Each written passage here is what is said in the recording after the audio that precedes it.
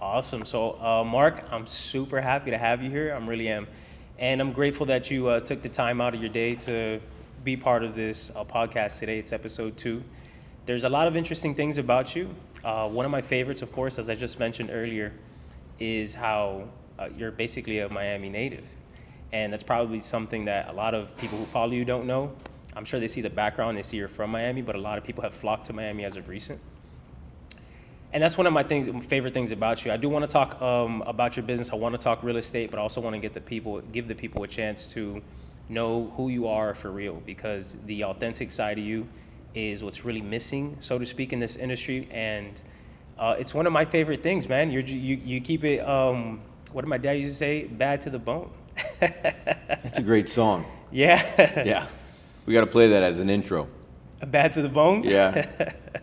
So I know you mentioned just earlier, one of your favorite memories was riding bike through Chrome, or all the way to Chrome, and riding your dirt bike, should I say, because that's super Miami. That's what you see now. You Yep. see young kids now riding their dirt bike. Yeah. Martin Luther King Day and all that, and then nobody, I'm sure, could even picture you doing something like that.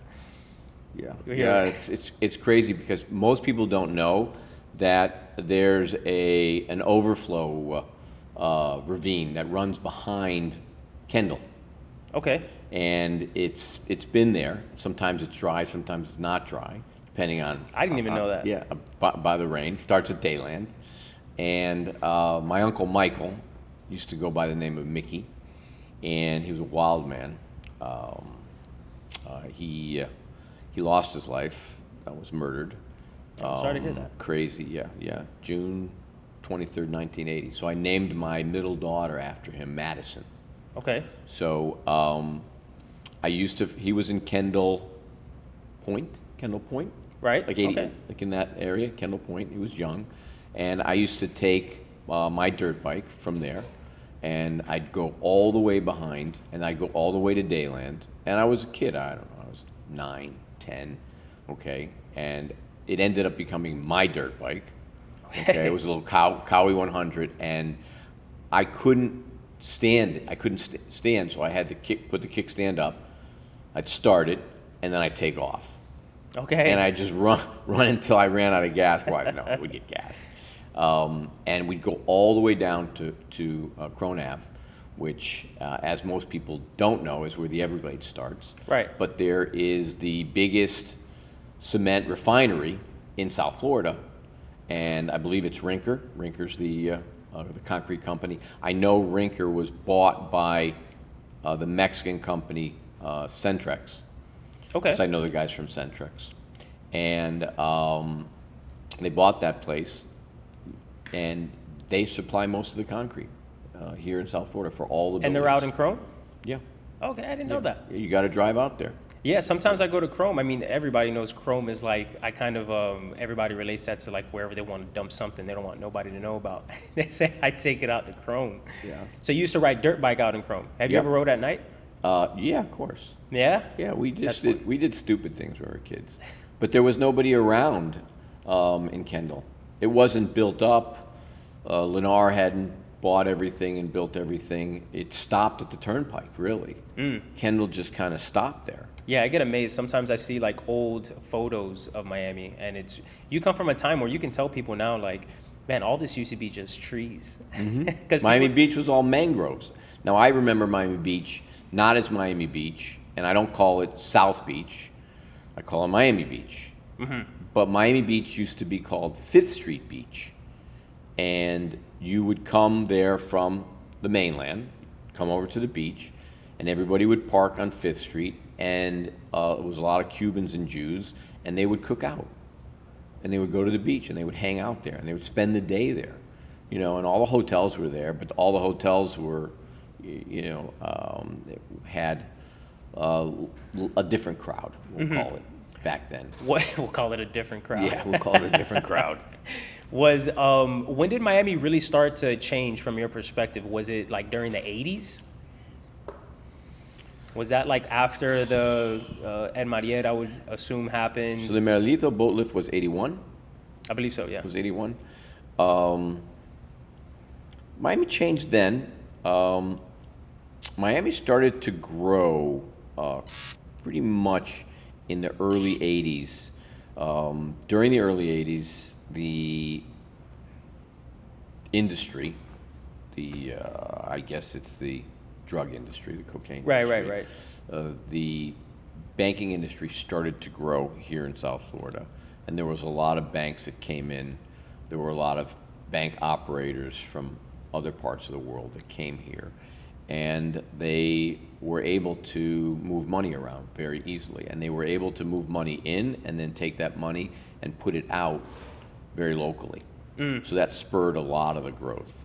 But people came here after discovering, obviously, the weather and the lifestyle and the ease of living here, because back then you could get around. There wasn't tons of traffic. Right. 95 wasn't, what is it, 6 lanes now? About. Yeah, and they're making it bigger. And now they have like an express lane. Yeah. There wasn't all that. That wasn't all. It wasn't like that. It just kept on getting bigger and bigger, and the beach wasn't as prominent as it is today relative to people living and working and being part of the beach. The beach was more a place to go. People would go to the Fontainebleau. They would go to the Eden Rock. Jackie Gleason, you saw him driving around in his convertible. Sammy Davis was here all the time. All those guys, I guess they call them the Rat Pack, they were all here. And I can remember when we were a little kid, we used to go to the Eden Rock, and there was always a show there. And I would get I don't know if it's a Shirley Temple or a virgin pina colada. I thought it was cool as a little kid. And you would see these major entertainers that were here. Miami was a playground for people that wanted to be in a warmer climate. And as it grew and as people discovered it, it started to evolve, and it evolves like every decade. Yeah, right. Every decade. The beach changes every decade. Downtown is now the #1 money center banking town in the country. It surpassed New York. Downtown? Miami. Right. Miami is numero uno for money center banks. I didn't know that. Yeah. And I'm the mortgage king. I didn't know that. Yes. So now since Citadel moved here, right, and he announced his huge Project Ken Griffin, and then Broadwater's here, Fidelity is here, Goldman is here. The new office tower that's going up is already leased out, and I believe it's close to $200 a foot. Could you think paying $200 a foot for office space, Class A in Miami, downtown Miami, would even work? Who would have thought? Right? No. Yeah, it's developing quick, and they're still finding places to develop. Yeah. Well, you have all these tertiary areas, and I don't know, how does Wynwood continue to grow? And I know there's a deal there that they're offering 2 months free rent, so that's definitely an indication that they're having trouble leasing it. Right. So I'm not sure. Is Wynwood going to get soft? I don't know. Wynwood seems like the area where they're trying to make it like artsy in a way, definitely way different than what it used to be.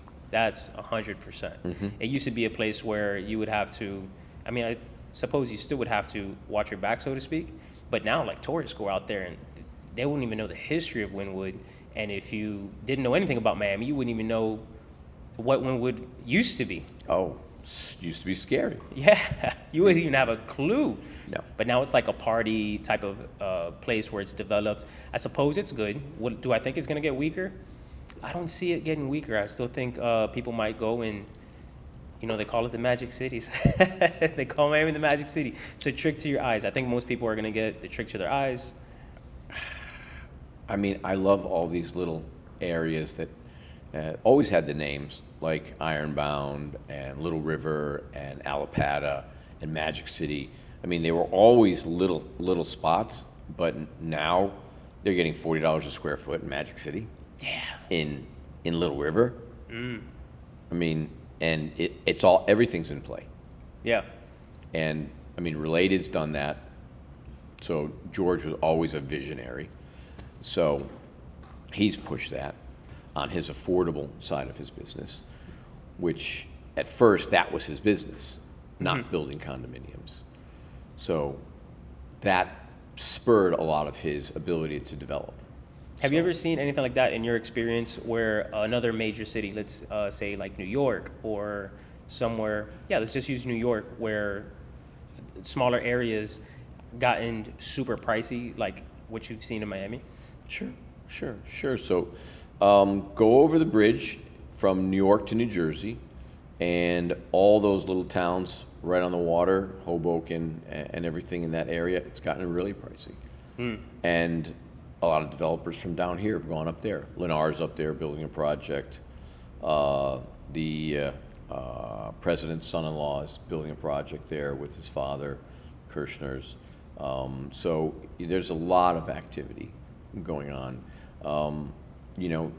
You go right over the bridge, George Washington Bridge. It just literally changes. Or you go the other way, and you get into the first section, which is the Bronx, but there's an area called Riverdale, which is a primarily Jewish area of the Bronx. And when you say high-end area in the Bronx, it's an anomaly.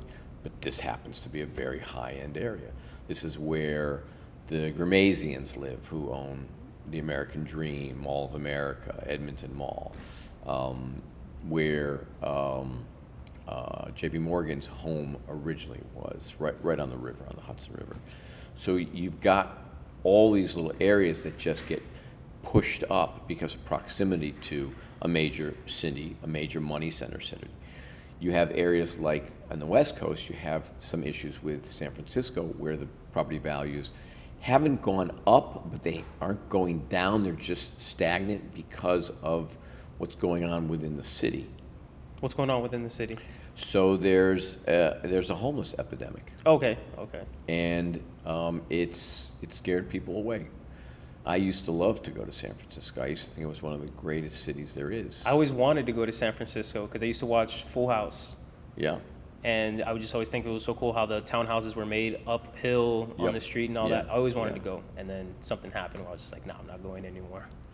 I mean, California's still a great state. I don't really agree with some of the economic policies of the administration. Yeah, I've heard a lot of people say that. I don't follow it too much, but I've heard a lot of people saying, the taxes are getting out of control and they're finding different places to invest in. I think that's why a lot of people are probably even coming to Miami too. California's expensive. Yeah. California has a high state income tax. They have a high state capital gains tax. It's huge. Florida doesn't. Florida doesn't have personal property tax. So you don't have income. You don't have state income tax. You don't have state capital gains tax, and you don't have personal property tax. All you're doing is you have your 1040 your federal tax. Yeah. So it's definitely a better place to live. From a quality of life standpoint, you couldn't ask for more, because not only do you have places to go. In California? No, here. Oh, in right Florida, here. right. Great dining, amazing culture, Yeah. amazing people, and literally, you want to be outside 24/7. You want to be doing water sports. You want to get in shape. Yeah. If you live here, there's no reason to be in bad shape. I was gonna get Okay. to that. It seems because I saw in one of your videos, and I'm assuming I can mention it because you mentioned it yourself. You were 64 years old, Yeah. and I had no idea when you said that. I look was 74, right?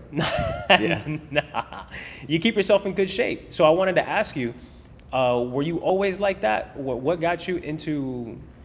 Do you work out? I would assume you do. I do. I'm actually on a diet. Okay. Okay, because Adrian made me fat. I'm not taking responsibility for it. No.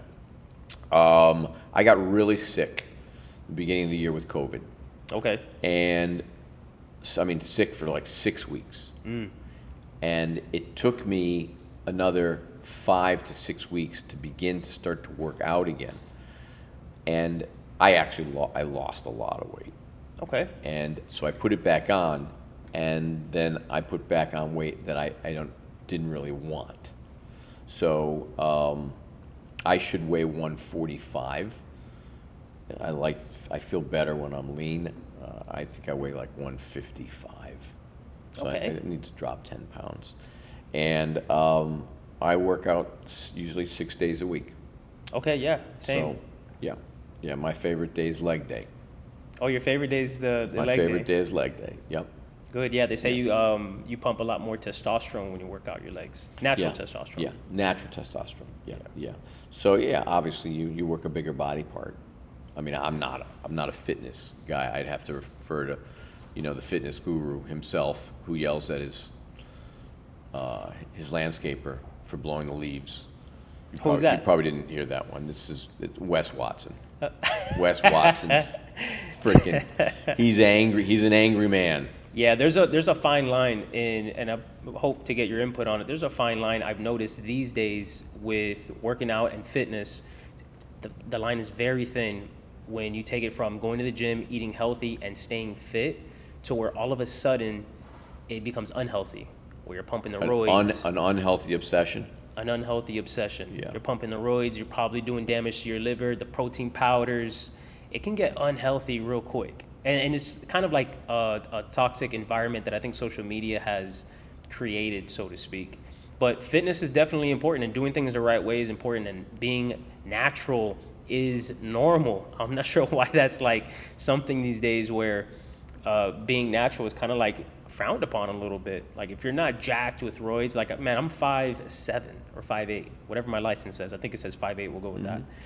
If I'm on roids and I'm jacked, I look like a little thump or something. I don't know if you've ever seen that from Spy Kids, but it just looks unhealthy, man. And I feel unhealthy because I did roids right out of high school. And ever since that, I was like, man, I'm not going to do this shit anymore. Were you angry?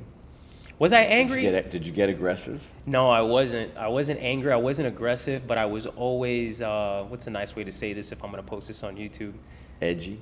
No, I was always like, where are the girls? Yeah. Yeah. And I get that. I get like that. And the women are super attractive, but that's a dangerous route to go because of, we're in Miami. You got all type of stuff that's going out these days when you lay with a woman. Oh my God. Man, it's like, dude, it's tough, but it forces you to think more about it. But it's definitely unhealthy. There's a fine line between working out, getting fit, getting in shape, and then all of a sudden you're in this dark place where you're like, man, I thought I was going to the gym. What the hell happened? You ever find yourself thinking that too as you're going through social media? So I'm an old school crunch guy, and before it was called Crunch on the beach, it was called Body Tech. Okay. And it was a little hole in the wall gym. And I loved that gym. It was a great gym. I mean, Crunch is okay, but they're guys at Crunch that spend 3 hours a day training. Some of them work out, do splits. They do a morning and afternoon or evening workout. And I never ask them, what do they do to earn a living? I think they probably don't do anything. That's a good question. There's this one thing, and it's like they're like the gypsy trainers, like what a gypsy cab is? A gypsy cab? No. Gypsy cab. So a gypsy cab in like New York City is a cab that doesn't have a cabbie's license or doesn't have a medallion. So it's a gypsy cab. Mm-hmm. And they'll roll the window down and they'll be like, psst, hey, come here. $20, I'll take you uptown, okay? And it's usually a Lincoln or something. And you have now the gypsy trainers. So you'll see like this woman, okay, or this fat guy working out with this guy that's in really good shape, and he's training him. Mm-hmm. But he's working out a little bit too. Oh, so right, what they do is they sign him up, they pay him, under the table, and they meet them there and they train them. So these guys could be there. They might not be doing their own routine. They might be doing somebody else's routine. Right. But they're all in incredible shape. And there's this one guy that's always, I think he's trying to convince me to train with him, because he's always telling me, when you're doing push downs, keep your elbows in a little bit more, spread, I've been using, there's all these new leg machines are insane. So this is the front hack machine where the platform is is elevated, and it's softer on your knees. right? And so the other day I was doing legs, and he came over and he said to me, "Listen, you need to slide your feet up a little bit more. You're going to get more on your quad, okay?" And I did it, and I'm like, "Wow, that's amazing." And he was right. So there's a benefit to him, you know. He's definitely a nice guy. I should probably bring him a bottle of Anadrol or something, which was a drug back in the day. Anadrol. Yeah, that made you strong. But nice guy. And then I was outside getting in my car, and I watched him get into his Mini Cooper, and the guy's like 6'3", you know, he's ripped up at 240, jacked. Okay, I mean, he does look good. Yeah. You know, he's got a lot of ink, which is not my thing, but he definitely knows how to train. He knows how to eat. And So, that's important. That's important. Sometimes we'll confuse someone who's like just completely on drugs and try to mimic he's that. definitely taking something. Oh yeah. Yeah. Well, they have nowadays they have testosterone replacement therapy. I think it's just like another way. I think it's like another way of just taking roids, but legally, I don't know. Now you have like Anti-aging. Yes. Yeah. Yeah. So now everything is legally. I guess it's they try to make it look like it's a good thing. Mm-hmm. Now you got legal weed. You got all type of stuff now, which I guess. Well, that's a crazy thing you said that, because I was just having this discussion with somebody that is working on reforming the judicial system, and we're talking about the legal weed business. Yeah. Okay, and we're talking about all the people that are locked up because they were selling weed, but now it's legal. Yep. So why are they not released? Why are they? I don't get it. I think they just still signed on the dotted line or something. I don't know, when they got incarcerated. I guess they got to do the contract they signed. I'm not sure, but that's a good point. I do think of that often. If it's legal now, why not release the people who are doing time for that? Yeah. Especially now, it's gotten even more lenient. There's people who are doing time who like had, I don't know, I guess they called it like a quarter ounce on them or something, and they ended up getting arrested for it, just for that quarter ounce. But now, I think if you have something above or something about like 8 grams or something, you don't even get arrested. The police just take it and they let you go free, or they write you a ticket or something like that. I'm not sure how accurate that is, but they're definitely more lenient on things that people are arrested for now. 100%. That's the culture we're in, though. The culture we're in now. You got weed legalized, alcohol is everywhere. I saw you talk a little bit about that, and can you elaborate a little bit more on what your thoughts are on someone who's not, I don't want to just say an entrepreneur, but someone who is a father, someone who's supposed to have their shit together, so to speak, and they're out getting drunk every night. What are your thoughts when you see someone who is constantly drinking or constantly smoking? Do you think they'll ever get to the peak of their performance? Never. Never. No, it's a vice. It's an addiction. It's an escape.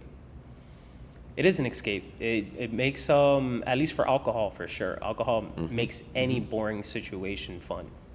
You could just be hanging out with someone, or what they call a get-together or something, and at some point, if you're sober, you'd be like, what the hell am I doing here? Let me go home. Let me go look up some deals or something. But since you're sitting there drinking, this is fun. Well, you know, if you're at a place in life that you want to have a glass of wine, so because I'm a modern Orthodox Jew and I observe Shabbat, we have to do Kiddush, and typically do it with wine, do it with grape juice. I'm not a big drinker. I rarely ever drink. I don't really, see any benefit from it. But I will do my blessing over the wine, and and have a little drink. Yeah, no doubt. Okay, Yeah. because that's part of the ritual of sanctifying Shabbat. But there's other guys in my show that they're getting slammed on Shabbat. They're getting slammed after praying the next day, and I'm probably a big contributing factor because I love bringing them. They love scotch, so I love bringing them really nice scotch. So every time they get I'll get a bottle of Blue Label, they just want to kill it. Yeah. And so you're bringing it to them, and you're getting hammered. Well, when you're part of a community, you just have to, continually Yeah. support the community. Of So, course. yeah. But you do agree that for a person who's trying to be the best version of themselves, alcohol's stopping them from getting to that point. Absolutely. You want to achieve something, create a ritual. I agree.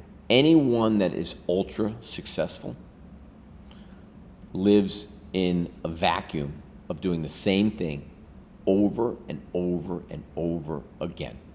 Okay? Not making the same mistake over and over again, but they find a level of success that works and they repeat it. Damn. So you take the guy that created the assembly line, all right, which was Henry Ford. And I'm not sure how many times he went bankrupt, but I know it was more than twice. Mm-hmm. And he just kept on going until he succeeded. And when you look at those stories, there's story after story after story. 1,001 attempts to create the light bulb. Right. Thomas Edison. Okay. Who's a great ball player that came up late? It's a Red Sox. I want to say it was Wade Boggs. Could be. I think he played in the minor leagues for 7-8 years. Oh, right. I know exactly what you're talking And guess what? about. Out of nowhere. Hall of Fame. Yep. Hall of Famer. Okay. Yep. The same other guy from the Astros, the second baseman, who's between you and I, height-wise. He's 5'6", Jose Altuve. Okay. Venezuelan kid. I believe he's Venezuelan. And he kicked around in the Venezuelan league for a long time until he got noticed. Mm-hmm. And I think he's won 2 or 3 batting titles. Yeah. Someone told me Michael Jordan got cut from North Carolina a few times. Cut, or he didn't start, or I forget what the case was, but he kept going and kept going and kept going. And they also don't realize that it wasn't until like his 7th season with the Bulls that he finally got a championship. And so we hear all these great stuff about Jordan, but he also had his moments where he was having trouble with starting on the North Carolina team. I believe he was getting cut. And even though all these great accolades that are associated with Michael Jordan, we don't realize it wasn't until his 7th season that he finally got his championship. Someone just said that recently, and I was like, damn, I didn't even know that at all. I didn't know that. Yeah. I did not know that. But I will tell you that you take a guy like Kobe Bryant. Savage. And he worked himself into being super great. Yeah. Was he super great? Did he have a tremendous amount of natural ability? Obviously. Yeah. But he outworked anyone, literally. And had he not left this earth, I think instead of people saying MJ or LeBron are the 2 greatest ball players, it would have been MJ and Kobe. Yeah. And LeBron, okay? Yeah. Now, I don't happen to be a LeBron fan, but I can obviously recognize that he's an incredible ball player, but I'm an MJ guy. Nobody's better than Michael Jordan, in my book. Of course. Okay? Yeah, you got to actually see him play. Yes. Yeah. Yeah, and I will tell you, it's weird because I would see him play any chance I got, and it always seemed like it was the same thing that he would do. He'd go out, there'd be like 12 minutes left in the game. Bulls, it might be a close game. Bulls might have been down. Okay, he'd sit on the bench, get a rest, come back in, 6 minutes left in the game, take the game over. Mm-hmm. And like, oh, Bulls win again. And it just blows me away. Now today, you have the level of talent that's just, there's so much talent. And, Yeah. the league is very different. I mean, I love basketball, but I'm truly a football fan because I actually played it. And I think that, any of these guys at any level, whether it's hockey or it's basketball or it's football or it's baseball or it's as Real estate. as the guys would say, soccer, football. Football. Okay, that's what they do with the soccer ball is insane. Right. And then there's real estate. Yeah, So, I'm sure they all have their rituals. All these top guys in whatever field they're in, I'm sure they have their rituals, as you mentioned, of what they do every day to be the best. And I agree with Kobe Bryant, man. Kobe Bryant, I just look at his interviews, I'm like, man, what a savage. Yeah. Do you think, because Kobe, I always think of this, even in my own sport, in my own career, I always do think that there is a bit of an advantage. I'm married, I have 2 kids. I do think How that there's old? I have a 7-year-old and a 5-year-old. Nice. Boys, girls? Boys, 2 boys. 2 boys? Yeah, All- Isaac and I have Joel. all girls. Oh, you have all girls? What are their names? Isaac and Joel. Nice. Yeah. Very nice. Nice. Yeah, I had to take it there. I was Giovanni. I don't know where they got that from. But yeah, I named them Isaac and Joel. And I do think sometimes, though, that I'm at a disadvantage when I compete in my sport, which is mortgage brokering, Yep. with people who don't have a family. Does that make sense? Have you ever thought of that? Yes, but I think it gives you an unfair advantage because you're more driven. Correct. You have something to drive for versus yourself and and self-satisfaction and acquiring stuff, okay? Because at this age, the stuff has become much secondary to me. And it's funny, I'm gonna go back to my buddy Wes Watson. And I don't know why his stuff comes through my feed. Maybe because Adrian's always sending me stuff. And he's interviewed by some guy on the street, and they ask him, "Who are you?" He says, "Don't you know? I'm Wes fucking Watson." Okay, and you could bleep that because I'm trying not to swear so much. Nah, you don't gotta bleep it. And he said, I'm the man around Miami. I am Miami. Isn't he from California? Isn't he from yeah. California, Adrian? Yeah. And he said, what kind of car do you drive? And he said, well, that one is some kind of special Bugatti. Okay. And I pay $65,000 a month for it, and I put $2 million down, and it's $5.5 million. But people think it's only $4 million, and the guy needs a hug. The guy needs a father. I don't know what it is. Okay, because I was raised, you do not brag about what you have. You do not throw it in other people's face. What you do is you quietly give your money to other people and help people. Right.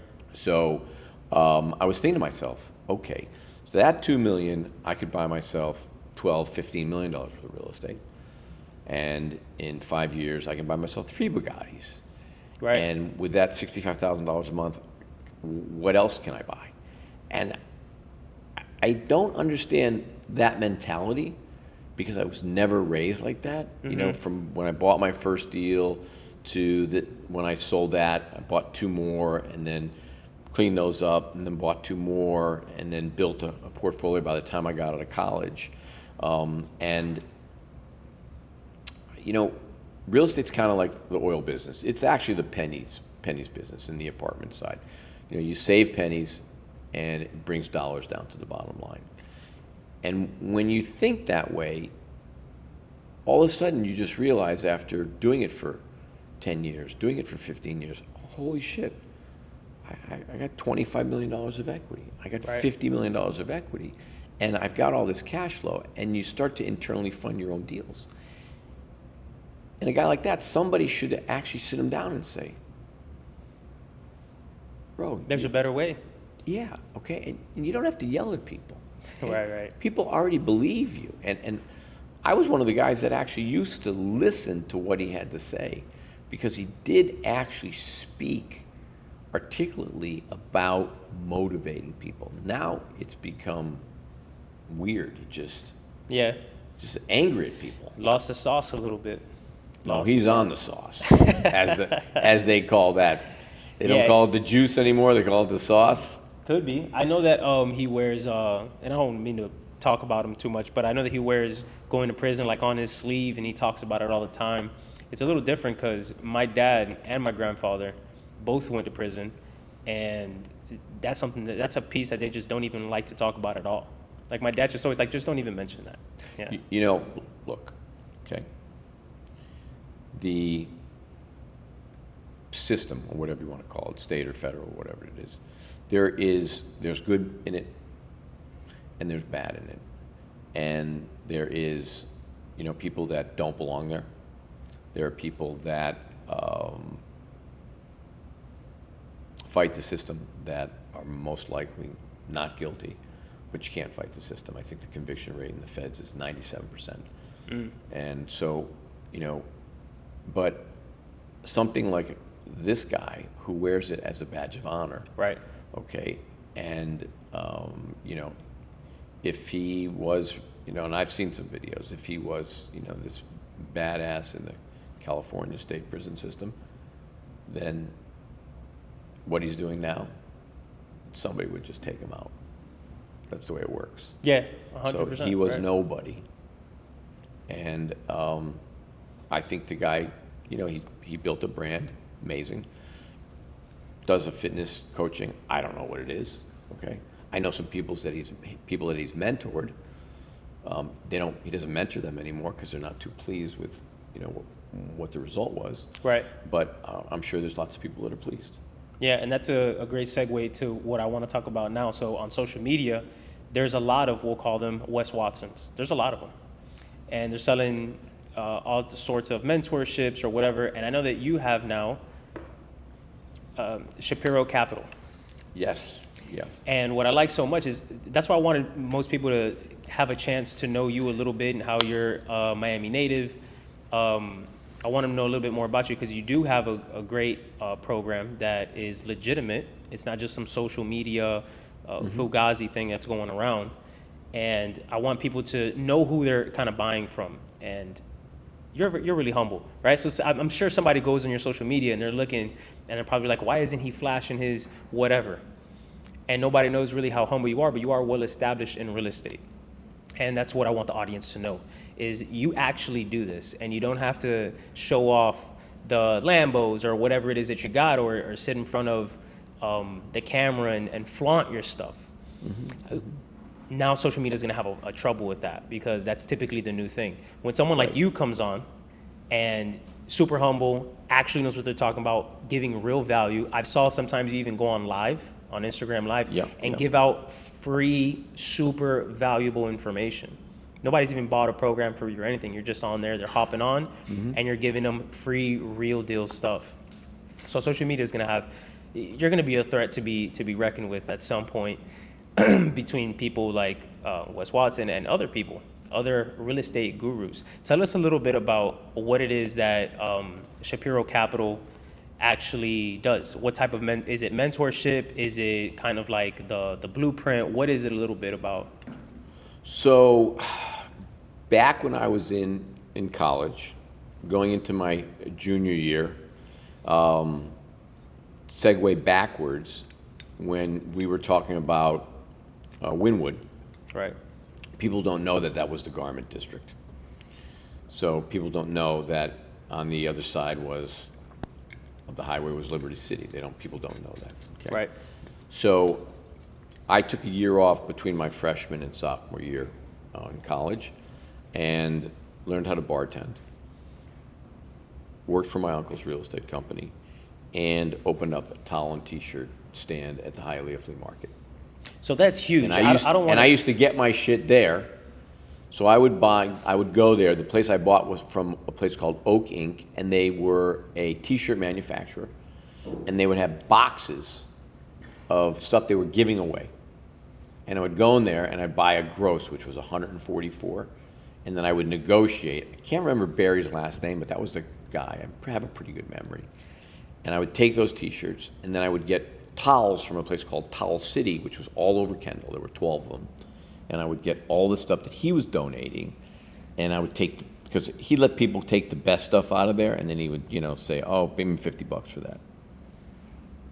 And I don't know how I segued into this, but that's junior year, going into my junior year. My mother, who was a commercial real estate broker, both grandfathers are real estate developers. My father, father, his name was Milton, who I'm named after, because in Judaism we don't use the name, we use the initial. Oh, okay. So I'm M, and that's why my daughter's name is Madison. I after remember my Uncle you mentioned Michael. that. Right. So, and so she gave me this book, and it was a book by a guy named Robert G. Allen. And he wrote this book back in 1980. It was called Nothing Down. Okay. And it was all the creative financing techniques that today is called subject to. Oh, I see. Okay? And if you didn't know, wholesaling today is actually what real flipping is yesterday. Oh, okay. So they took the flipping model and they turned it into wholesaling. They just repackaged things. There's no difference. Right. So I read this book, and I'm like, How old were you? Wow. I was 21. Okay. I was going into my junior year. Okay. Because I had taken the year off. So I was 19 when I took that year off, and I'll tell you, 19 in Miami. 19 in Miami, they had the shootout in Dayland Mall. Okay. Cocaine Cowboys. They had the shootout at the Mutiny. If you don't know what that is in Coconut Grove. Okay. Where they actually did a scene from Scarface, and that was actually a real shootout. Oh, right, and they used it as like a play. It was a club, and that was actually the Mutiny. Mm-hmm. And that closed down, and that building got foreclosed on because there were so many people that, I think 8 people got killed there. They sued the building owner, and they closed the building down. That building sat vacant for a while until I think David Martin bought it from Terra, or his father, Pedro Martin, and that's where they built the 2 Ritz Towers there. Okay, nice. That's off history. Off That's of Bayshore Drive. Okay, there were no skyscrapers in the Grove. Mm-hmm. Okay, there was empty lots there. That didn't exist. My first apartment was on Mary Street in the Grove. So, and then I moved out to Sunset, where across the street was a bakery called the Wholesome Bakery, which sits. The Sunset shops are on the Wholesome Bakery. So you've always been going to bakeries? No. Oh, okay. No, but you could smell the bread. Right, cooking okay. there. So it actually, really, it smelled delicious. Okay. It was a good. I'm sure I had lots of wholesome bread as a kid. Yeah, no. We call them bakeries. I don't know why I even said that. Like where you get small Cuban coffees. Oh, I call them cafeterias. Cafeterias. Right. Yeah. So you've always growing up in the Grove. You've always gone to cafeterias. Absolutely.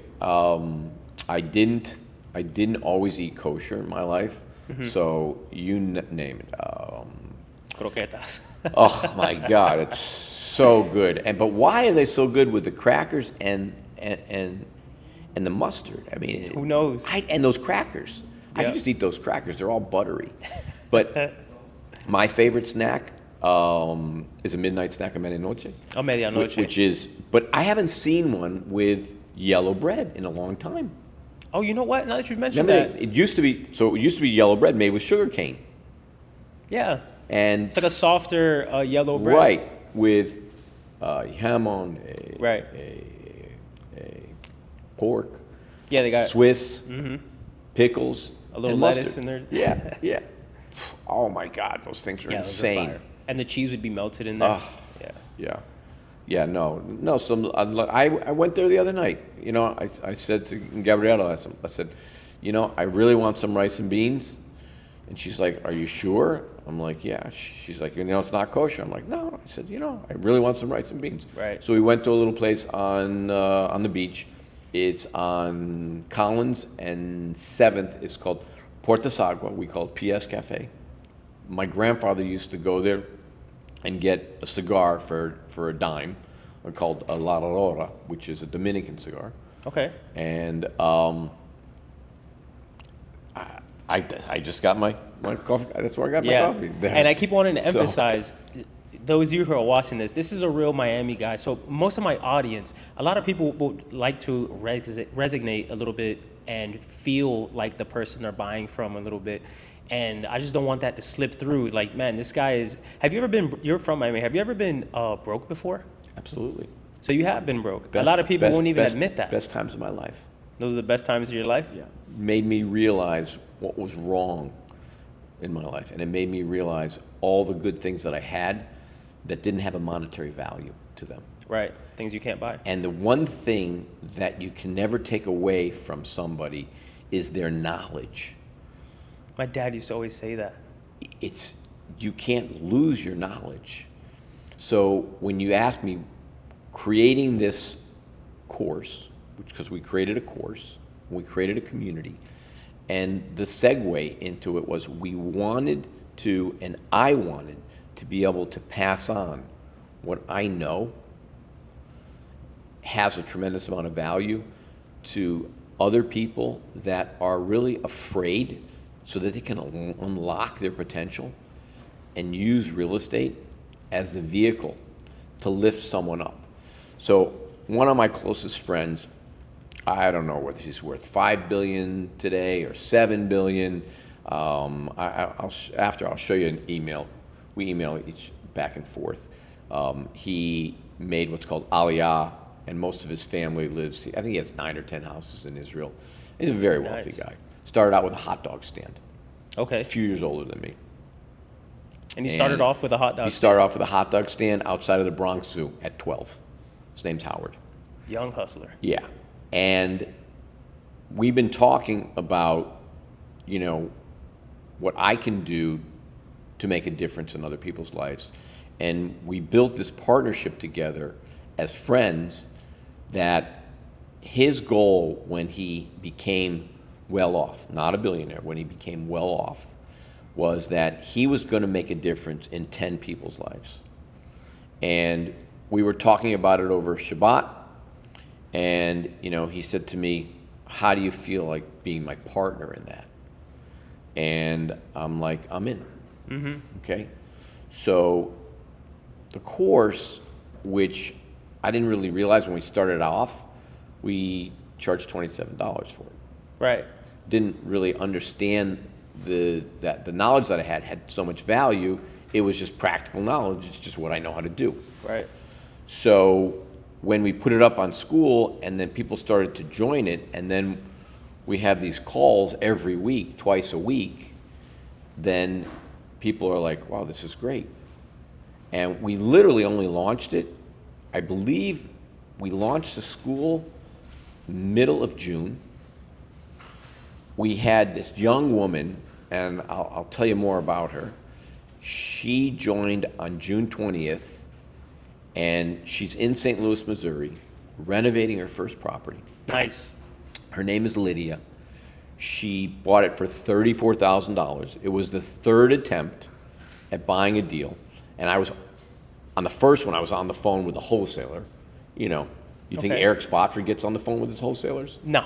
Or Grant Cardone? No. So, but this girl she's an incredible girl, and she's had an incredible story in her life, and she's amazing. So she's there, she's video, she's showing everybody, and then all of a sudden on my call, who do you think pops on? My friend Robert Allen. Okay. Because I'm friends with him, okay? And also the other famous Robert Kiyosaki. So they're like, and they love that. You don't get that. You don't. You don't. So, and he's telling her, he's like, oh my God, this is insane what you're doing. So her deal generates her $1,100 a month in cash flow. She's all in with her rehab and her closing costs for $70. Nice. And the new value upon completion is, I've redacted it. I've tempered it down to $150,000 because that's what her lender believes. So she's going to take out she's going to take out $100,000, and I told her not to take out a mortgage, take out a HELOC. Okay. So I want you to use a HELOC, and she's already got 2 more she's going to buy in St. Louis, Missouri, and do the same thing.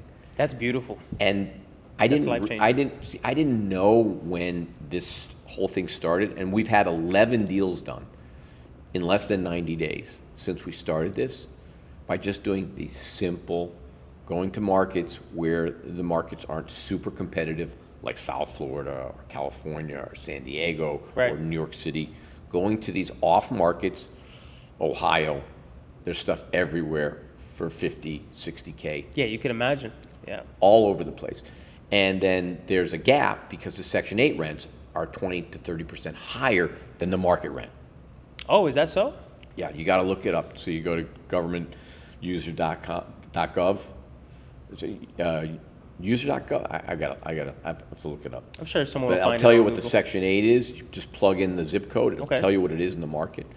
And she has her place pre-leased with a voucher, pre-qualified by Section 8 for $15.96. And that's a lot. That's life-changing, man. That's life-changing. And this girl,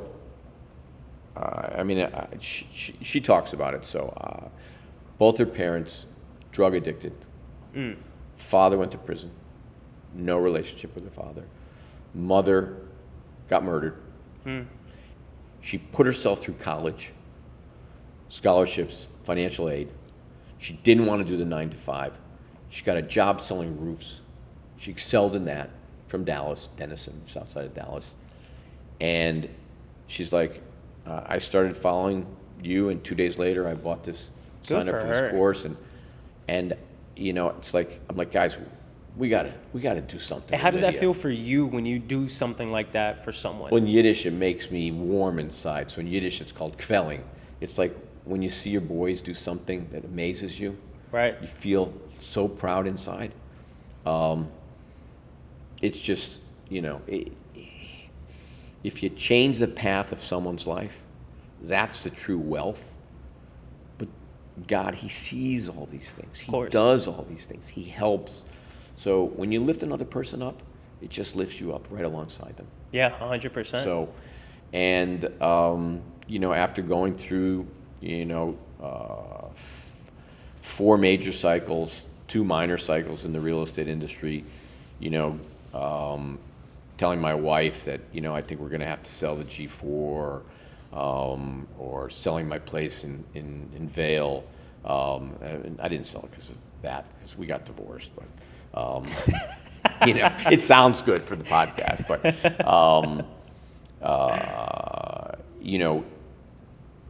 the one thing that going through a difficult time, it made me realize that I'm no different than anybody else. We're all the same. Right. We all want to have a great interpersonal relationship. We all want to be loved. Okay. We all want to be respected. We all want to have kids. We all want to do our kids to do well. Yeah. And when I see these guys that are taking advantage of people, okay? Now, Left and right. I don't really know. I know Grant, but I don't really know his programs or his courses. I have some people that are now working for Shapiro Capital, which we started with. One was Christian and Adrian, who are actually partners in the business. Nice. Employee 1 and employee 2, but they're partners. I believe we're up to 9, 10. How many people do we have now in 4 months? 10 people?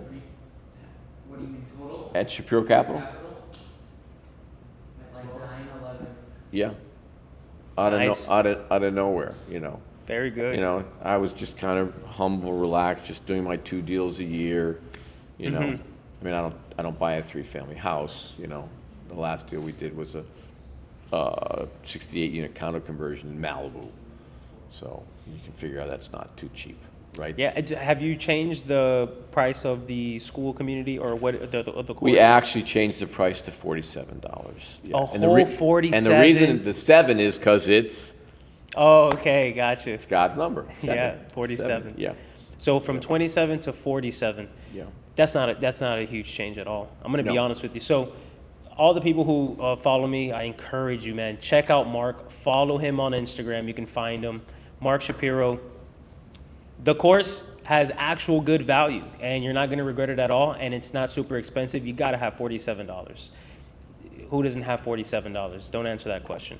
But get $47, join the community, and you're not going to regret it at all. This stuff is it's life-changing. You just heard the story now, and you're hearing it from me, Giovanni Mirabal. All I do is push out good value, at least to the best of my ability.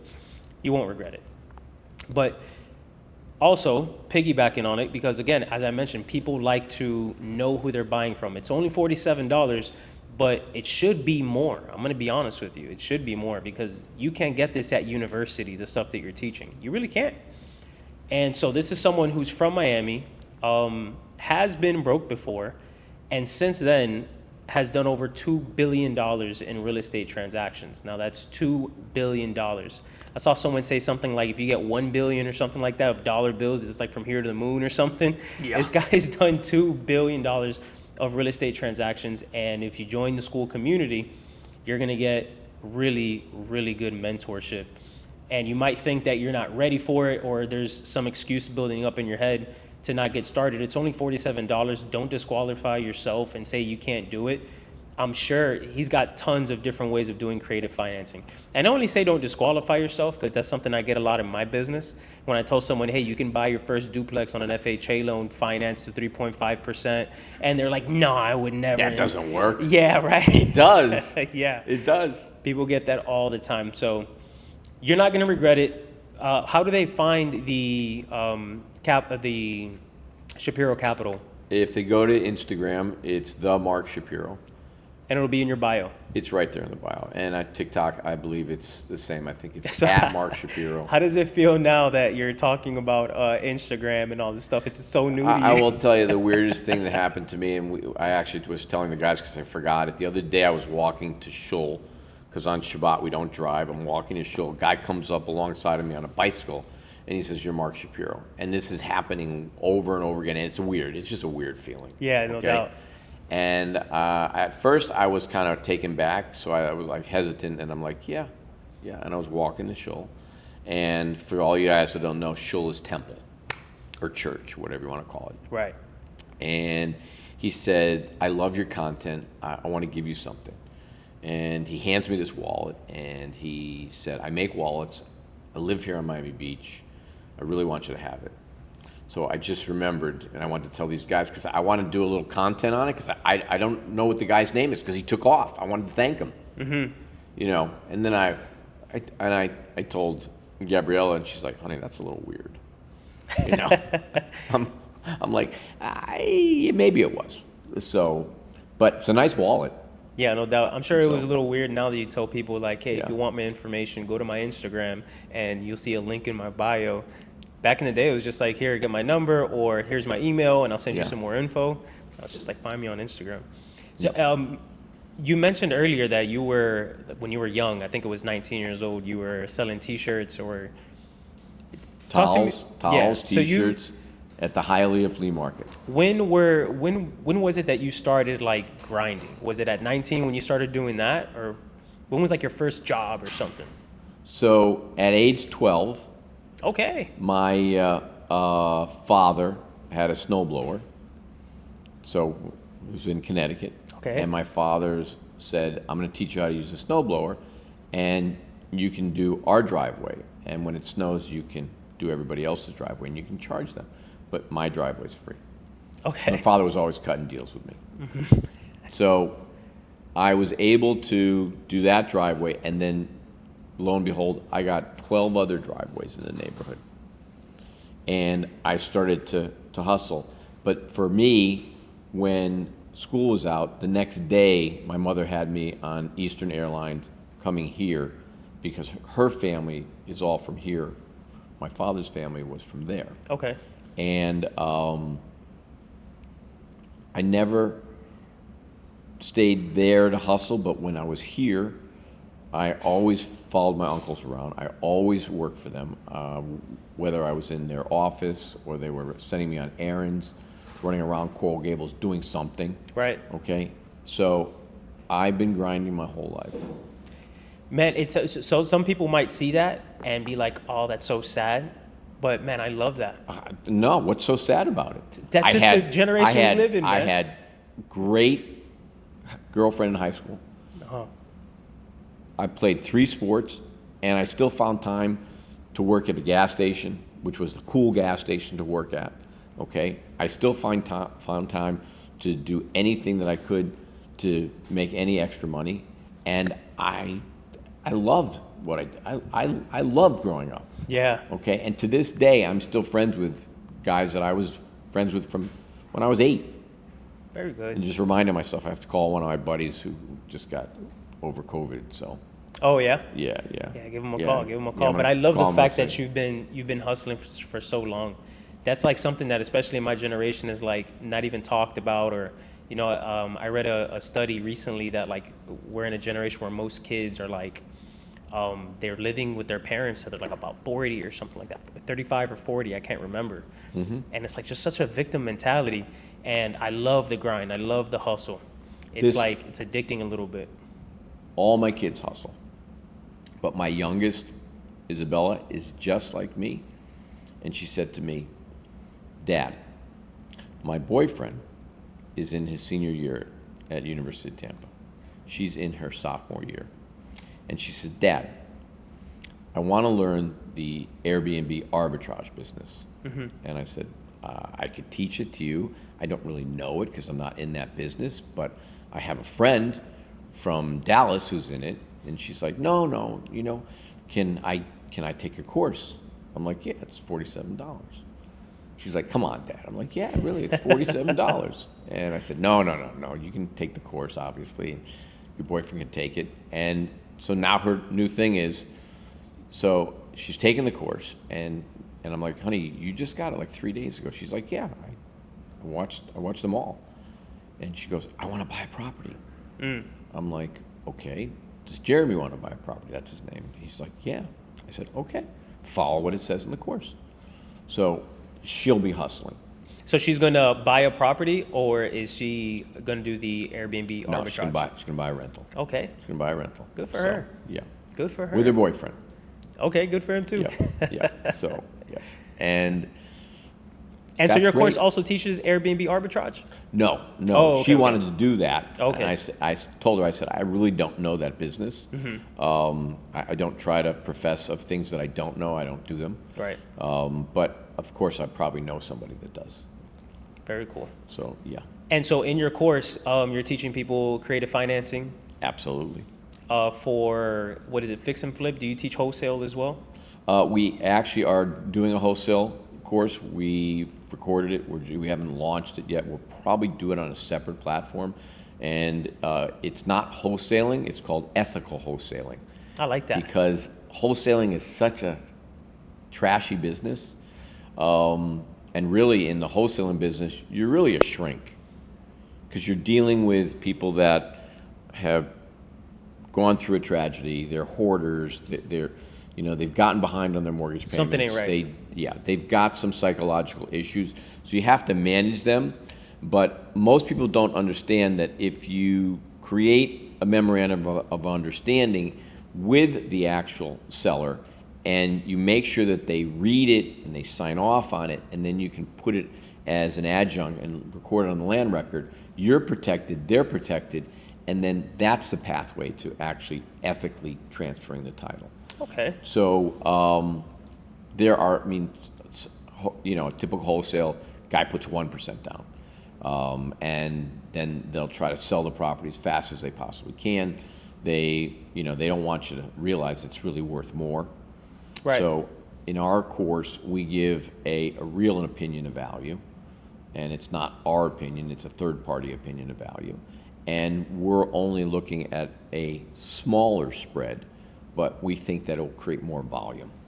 Okay, yeah, right. Because So- the more ethical, the more people want to work with you, create more value. Right. So that's one thing. But in the course, it's all creative financing. Good. That's something that we miss here. So as a mortgage broker, the reason why I became a broker was to be able to just give more options instead of just being with one direct lender. But one thing that we can't dive into because we just have, warehouse lines of credit is creative financing. And one way of creative financing that I find very interesting is seller financing. Seller financing is something that's like barely talked about. Yep. Barely talked about, but used by investors. Yep. I actually have a buddy who just contacted me the other day about a seller financing thing that he's trying to do, and he wanted to know more info from me. What would you say is, are there like any key points that someone should know when dealing with seller financing? Yeah. Is there like title? No, super simple. What would you? What's a typical seller finance deal? Well, in this situation, he was trying to buy a lot that had like massive. It was like a deal in Alabama. It wasn't even that much, but it was like 100,000. and there was tons of trailers on them. So it was the land plus the trailers, and it was going to be seller financing. And he told them it was going to be like 0 down, just take over the payments. I think he had a sickness that he just, he did the deal. He just can't handle it anymore. He wanted to transfer it over to him. So I told him, I was like, man, it sounds like super legit. I've heard about seller financing, because I just do mortgages. I don't do seller financing. But I was like, man, what I would suggest is just make sure that like you're not taking on anything bad. Like make sure that there's good title or like any like unseen liens or anything like that. Get with a title company. I'm not even sure if that was legit, but that's just the only thing. No, it's very very legit. Anytime you buy any asset, you have to do a survey. Obviously, In order to get title insurance, you need a survey. Right.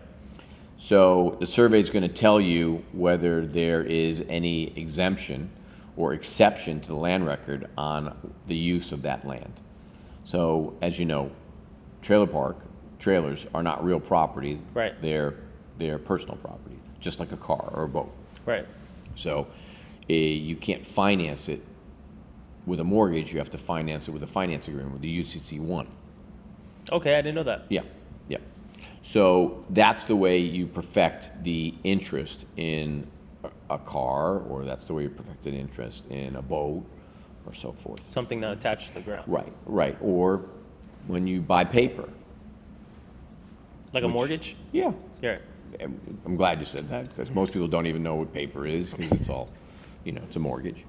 But a typical seller finance deal is, hey, you're a seller, I'll give you your terms. I'll give you your price, you give me my terms. And my terms is I want you to hold 30% in a second subordinate to my first.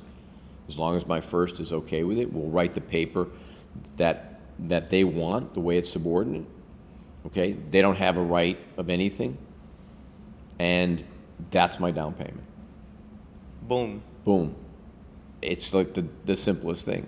And any first mortgage lender, if you say, my second has no rights, or they have a right to cure if I default, what mortgage company's not going to say, oh, that's great? Right. So that's the simplest way to do it. And you're seeing a lot more of that. Now, you're talking typically like a subject to. A lot of guys are like, well, take over my payments because it's not making me any money, or I have lost interest in this property. And that's the subject to mentality, where you're either taking it over without getting approved, so you're wrapping it, which means you're just going over the existing. You're like assuming it. You're assuming it without officially assuming it, which I'm sure there's a due on sale clause in the mortgage. Most mortgages have a due on sale clause if title's transferred. So if it's held in an LLC, then you're buying 99% of the LLC. There's all different ways to structure it. Right. But it's not super complicated. And if you go through my course, it tells you, do this. Right. This doesn't work, we do this. If And this doesn't work, and then if they can't figure it out, they're on the phone with me on a Zoom call twice a week. I was just about to mention that. And So- you're still getting on the Zoom calls twice a week. Absolutely. And that's huge. Why is it huge? It's because most people, you just buy a course, you see a couple videos, but what they don't understand about real estate, and I say this all the time, is that every situation is so unique. Every purchase is so unique. There's like, as you mentioned, there could be a subject to, or they could be what you just described earlier. Every situation is just so different, and you're going to need to be on the phone with a mentor. You're going to be, hey, look, I have this kind of situation, to describe it a little bit, and then they can pick your brain, as they say, a little bit on your experience, and you'll be like, hey, I know exactly what this is. Follow, whatever video I sent here, but what I would do is X, Y, and Z, because everybody needs that mentorship, and it's so crazy to me how you're offering this mentorship at $47, and they get to see you on a Zoom call twice a week, and you're giving them the juice. The cost of 2 large pizzas. The cost of 2 large pieces. I actually think Without 2 large extra pizzas, cheese. I was about to say, I think it Without might extra be cheese. less. Yeah, it's possible. Yeah, if the Heat win, you get a 2 large pizza at Domino's for I forget what the deal is, but Yeah. they have some sort of a deal like that. But that's real good stuff. All jokes aside, it's tremendous what you're doing, and I don't really want to downplay it at all. The course that you have, it is a life-changing type of course, and it's so cheap. It's like a hidden gem that I wish more people knew about. And I'm sure at some point your Zoom calls are going to get super large. We are working.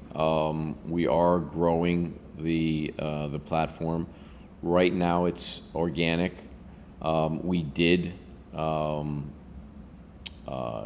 do a call to action to move people into that direction, and we had a tremendous response. So our Zoom calls went from maybe 13 to 15 people to now 25 people. And I don't call, there's no order. It's a free for all. Yeah. Right? And whoever gets my attention, no, we're pretty, everybody's pretty. Yeah, I'm sure at some respectful of each point other. the Zoom call starts. And it's almost impossible sometimes for me to get off them in an hour. Oh, I could imagine. So, I could imagine. Yeah. And so there's a lot of dedication that you're doing on your side. And so when, again, someone's probably watching this and they're probably thinking like, man, it's $47. Just the way the human mind thinks. It's $47. There's probably not a lot of value in there. And that's why I keep emphasizing. It's like, dude, this is Mark Shapiro. He's been there. He's done that. And this is actually, it sounds like it benefits the person who's joining the community more than it even benefits you. What are you going to do with 27 people buying a $47? That's not even enough to walk the dog for you. You know what I mean? But it's really, it shows how dedicated you are. That's why I asked you earlier, how fulfilling was it when you helped this lady? Because I'm sure that's the value you're getting in more of actually changing someone's life than the monetary value you're getting from giving these courses out. Mm-hmm. Which is why I keep saying, whoever's watching this video. Well, I get this. Okay, so a lot of these social media guys, I didn't know the term until the other day. It's called flexing. So they flex their cars, their house, or this or that. Right. I didn't know that. Okay, so I guess I talked some shit about some guy, all tatted up. What's his name? Eric. He Wes probably Watts. comes here. No, I'm joking. No, I talk shit about Wes. Okay. Has he ever called you or anything? Yeah, he DM'd me. Yeah, he DM'd me. What was the DM, Adrian? Kind of trying to scare you straight. Yeah. You know? Yo, bitch, you got to put my name in your mouth for credibility, something like that. Something like that. But I get a video call from this other guy, his ex-best friend, Eric Spotford. Is he like a shorter workout guy too? Shorter workout guy at a drug addiction place. He's like a the Southies are in Boston, East Boston, Charlestown. You know You know the movie The Town? I know the movie The Town. So Charleston, it was based on the town. Okay. Right. So right over 93, right over the bridge in Boston, because I went to school in Boston, and he's kind of that kind of guy. Mm-hmm. And he said to me, I didn't know about you until 15 minutes ago. You put my name in your mouth. Take my name out of your mouth. I charge $57 for my course. And I said, well, that's interesting because I went through your sales funnel. And you don't. And I said, but you know what?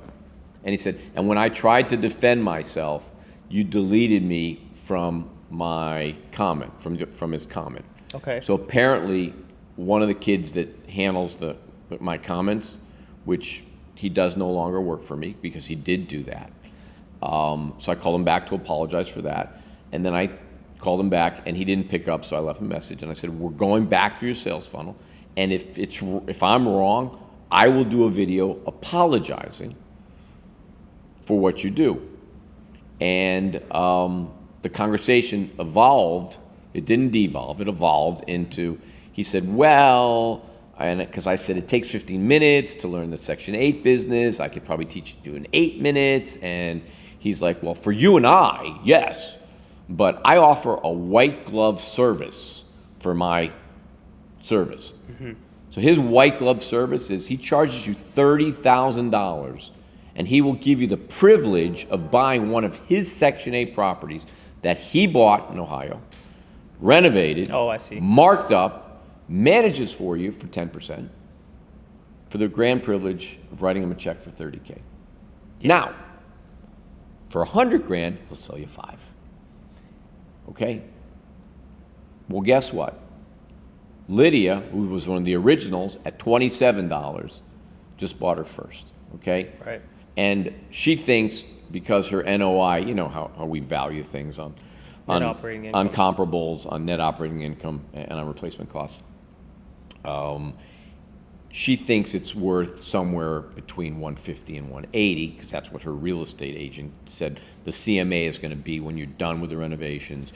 And here are comps to this value because she started with a 3.1, she made it a 3.2. I mean, she's doing the work herself with her brother-in-law. Oh, okay. And her husband. She's a hustler too. Yeah. And the only work they're subbing is the roof, and the electrical. So I told her, I said, just be conservative. Just say it's worth 150, okay? You already have a forward commitment to take a HELOC out, and they're giving her 70 and 115, so that's a value of 150. Mm-hmm. So I said, don't take the 115, just take 100 because you only need, this.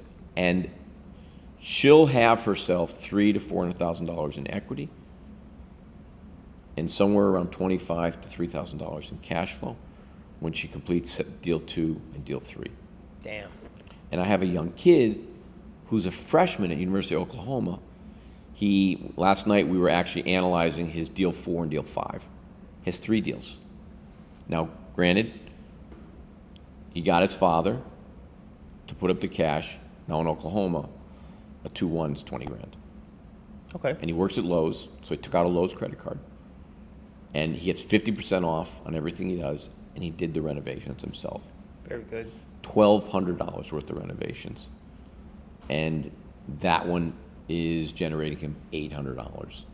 So he has roughly, with his 3 properties, he has $4,000 a month in cash flow. That's beautiful. And almost $400K in equity.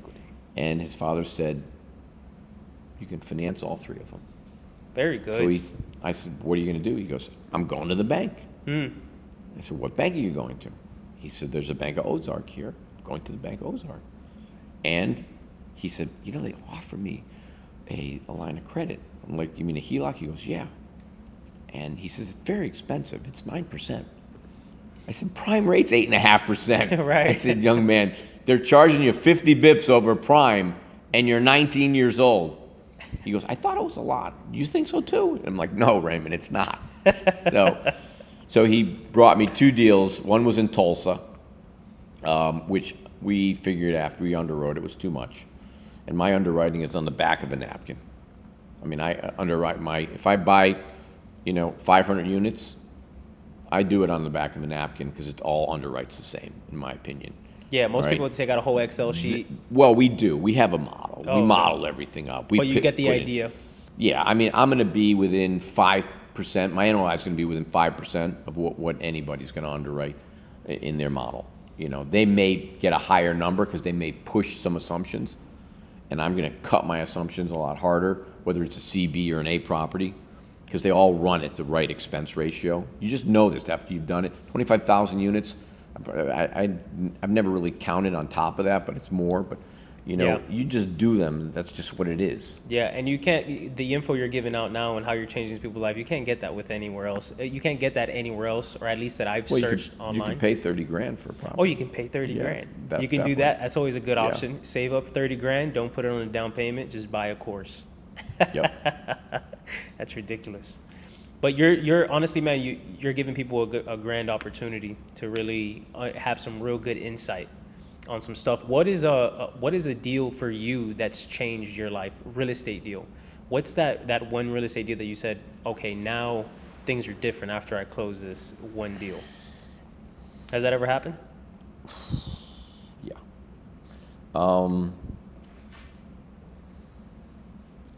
I'll tell you about 2 deals. One was a new construction deal that I did with one of the larger developers here in town, because I was doing affordable deals with him. And I made a lot of money on that deal. pre-tax, I made about $40 million.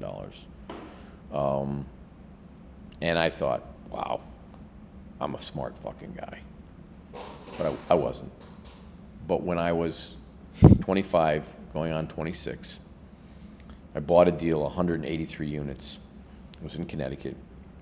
I went to the closing, $40,000 short. I told my attorney, his name was Bob Cohn. I said, Bob, this was the day before. I said, I'm 40,000 short. I literally begged and borrowed from everybody in my family that I could borrow money from. I even borrowed $9,000 from my best friend, the kid with COVID. His name is also Mark. Don't One forget of to the give him a call. original investors in Blockbuster. Oh, wow. So he's got a few shekels. So I go to the closing, and my attorney says, Mark, you've got to talk with the seller. His name was Jack. And I'm like, okay. So I asked him if I could sit with him, you know. He's like, yeah, is there something wrong? I said, yes. He said, what is it? And I learned this early on in the real estate business. Never tell somebody that you need them to do something, but ask them for help. So I said, Jack, I need your help. And he's like, how can I help you? I like that advice, by the way. How can I help you? So now I just empowered him to help me.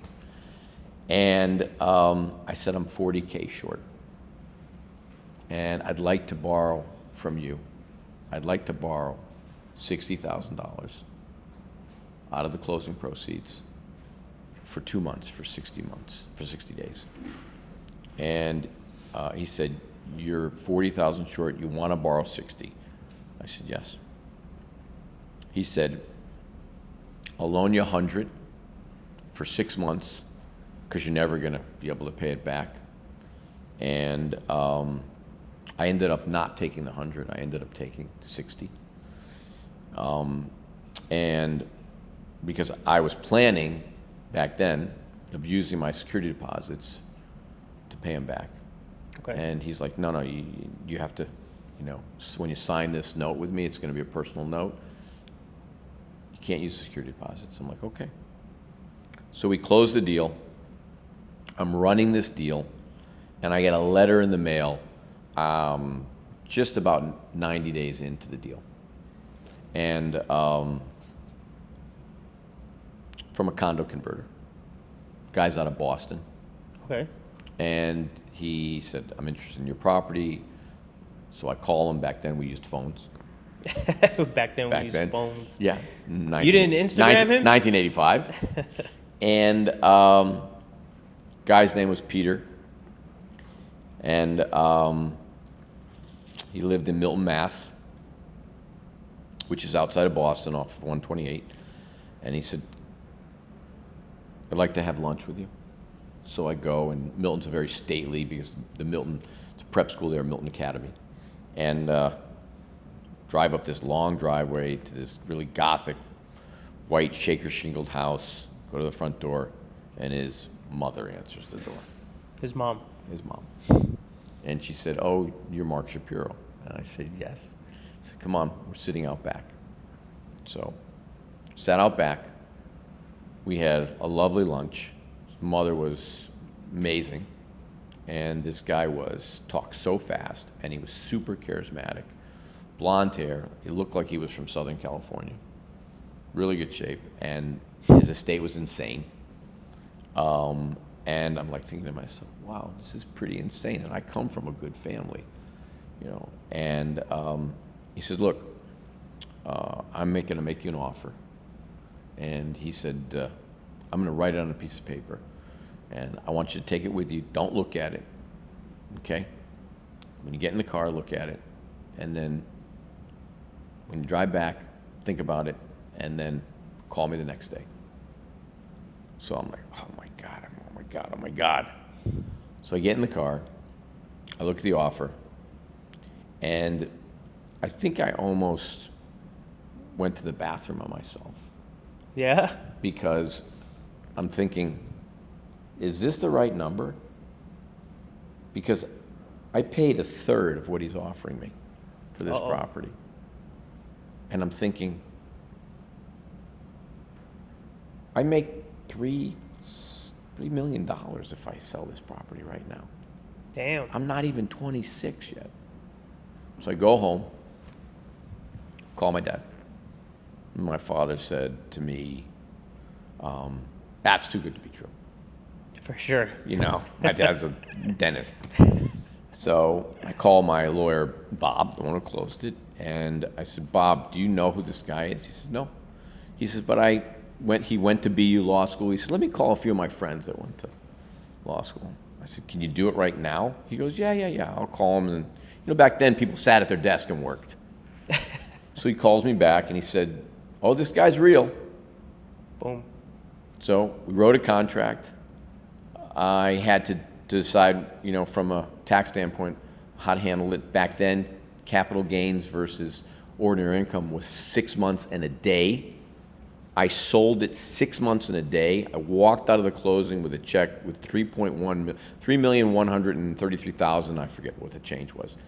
Back then, they gave you a check from the attorney-clients fund. I took that check and I went to show my dad. And my dad said, let me take that check from you. I said, whoa, that's my check. I said, I'm going to go buy a Porsche. My father said, that's why I'm taking the check. I said, well, what are you going to do with it? He goes, we're going to go cash this check. We're going to go down to United Bank and Trust. We're going to cash the check, and we're going to set up a trust for you. I'm going to take $1 million, and you'll always be a millionaire. So you'll never really be broke. So whenever I was broke, I was never really broke. Okay, but so I was good, broke. He had good plans. Well, so I took the rest of the money, bought a car. I'll call him my sidekick. His name was Rene Rodriguez, Cuban kid. The only job I had was working at a bank, savings and loan bank. His sister was my underwriter. She was my first employee when I left. He was my second employee. His best friend, George Gonzalez, was my third employee.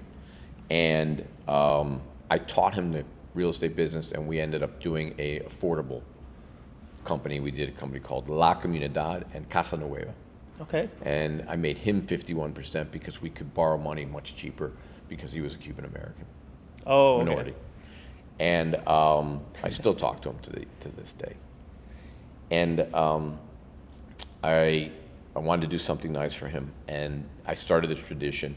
I went to the local jewelry store and bought myself an 18-karat Rolex Submariner, blue face, blue bezel, and I bought him a two-tone.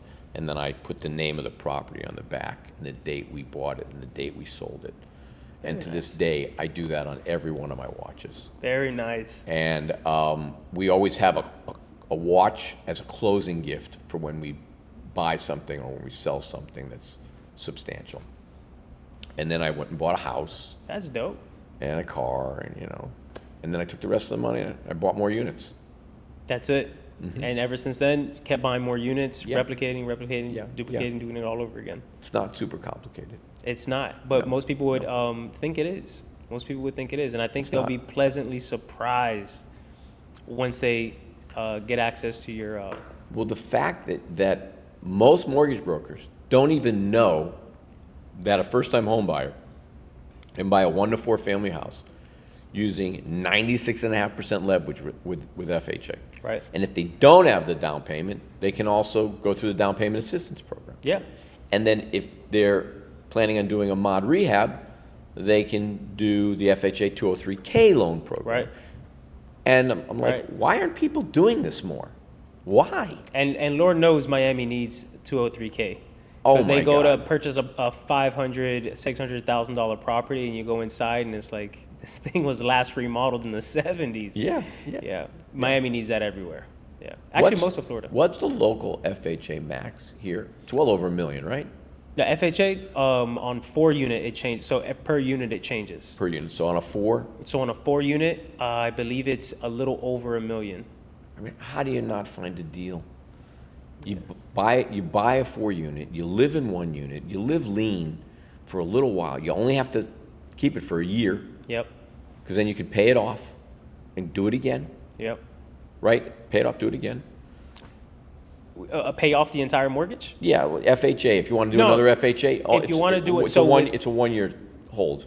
It's Correct. it's 1 year that you got to live in it. 1 year you got to live in it. But if you want to get another FHA loan, there's two ways you can do it. One is you just got to make enough income to show that you can support both mortgages.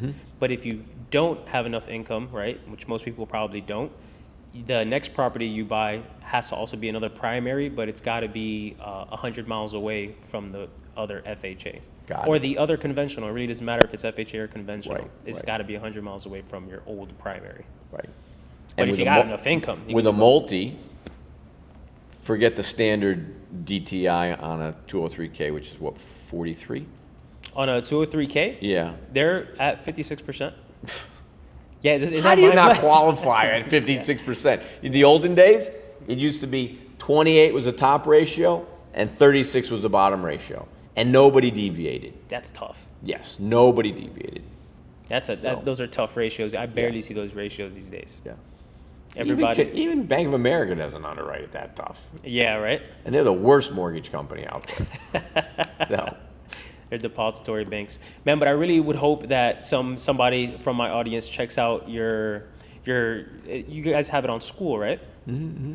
So they'll go in, they'll pay for. It's a monthly subscription of $47. Yes. So a monthly subscription, $47.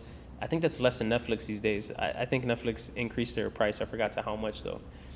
But it's definitely less than that. And if it's not less than Netflix, who cares? It's worth it. It's $47. I'm sure you're gonna flip that $47 into something else.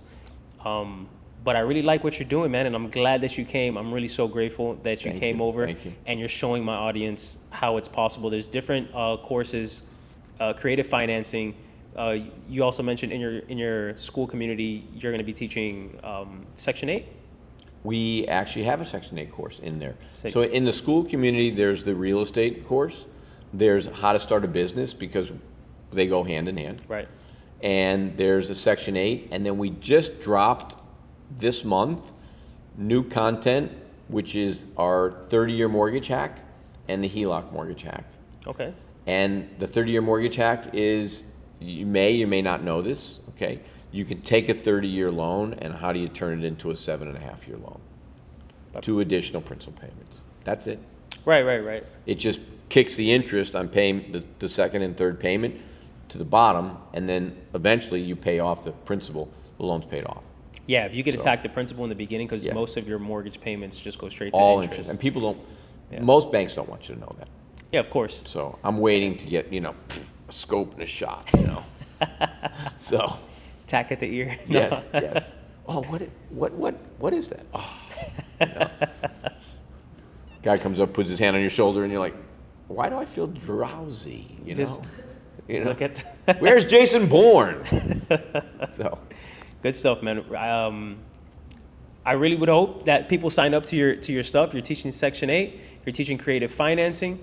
At this point, I don't see any excuse for anybody to not own some real estate. I mean, even the stuff that I put out, I'm teaching people how to purchase your first home as first-time buyers, getting a second mortgage, or everybody should own a home. everybody should own a property. And I know that there's some people out there putting out content basically saying that renting is the way to go. I totally disagree. You mean It could be. GC? Could be. The I've seen infamous? that one recently. This is my jet, and you can't fly on it? This is my jet and you can't fly on Yeah. it. I'll definitely rent, dude. Yeah, It's you like- know. You can't have one helicopter, you gotta have 2. You gotta have to. Yeah. But yeah, there's a lot of people saying that, you can't, and they have a ton of reasons to. Like I said, you're locked in for 30 years. No, you're not. Your says mortgage is for 30 years. You can rent that puppy out. And of course, if you're not buying a quadplex or something like that. Yep. But you can rent that puppy out as soon as you're 12 months in. That's it. Now you got an investment property. Yeah. And worst comes to worst, something happens in your life, you can't make the mortgage payments no more. Guess what? Now you have an investment property. And there are still deals in Miami to be done. Tons. Yes, Tons. I know. Tons. And so a lot of people also would see the news, right? Because we know that media controls most of how people think. And they'll think everywhere you go, it's a bad time to buy. You shouldn't buy real estate. But real estate is definitely life-changing. It's proven itself since basically the beginning of time. You buy some real estate, you sit on it for a while. Even if you look at those houses in 2008, right? When they decreased in value, those same houses today, just by holding on it, are worth like triple than the decrease during 2008 that everybody was frantic about. But real estate has proven itself. It's proven itself. There's a lot of new investments, right? We got crypto stuff going around. Those are new, right? There's, I'm sure, and there's people who are crushing it in that. I don't know too much about it. I keep things simple. Real estate to me is super simple. Get a mortgage, put your 3% down. Conventional goes down to 3%. Some people don't know that now Fannie Mae has even changed their guidelines. You can buy up to 4 units with just 3 to 5% down. It used to change per unit. Now they're just like FHA, which is beautiful. Everybody's dying for a conventional loan. You can get it now. I love it. Yeah. I got to get you to come on to my school community and talk to everybody about it. I would love to. Maybe we'll get you next week. I would love to. Yeah. Yep. But yeah, it was a pleasure. Anything you want to touch on? One simple message.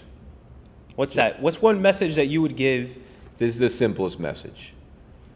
It doesn't cost you anything to smile. It doesn't cost you anything to hold the door for somebody, and it doesn't cost you to ask somebody how they are. Just show a little genuine kindness to one another, because quite frankly, everybody is so hung up on their life. They're so hung up on everything that they don't have. They forget to realize that they actually are breathing and they're healthy. Right. Think about that person who just buried their child, or the people that were the hostages, or the people from this last mass school shooting. Think about that. Yeah. Come on. Be nicer to one another. Yeah, 100%. I like that message. Yeah. Me and my wife talk about that all the time, especially now with social media. Everyone's trying to keep up with the Joneses. You got so much blessings right in front of you. Your best days are right in front of you. And you're getting so caught up just looking at someone else's lifestyle. What do they call it in the Torah? Coveting.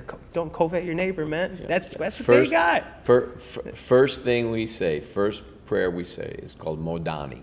And that prayer is thanking God for us waking up. Beautiful. That's it. Beautiful. So your feet hit the ground, you say Modani. Just reminds you that you woke up, and that's the blessing.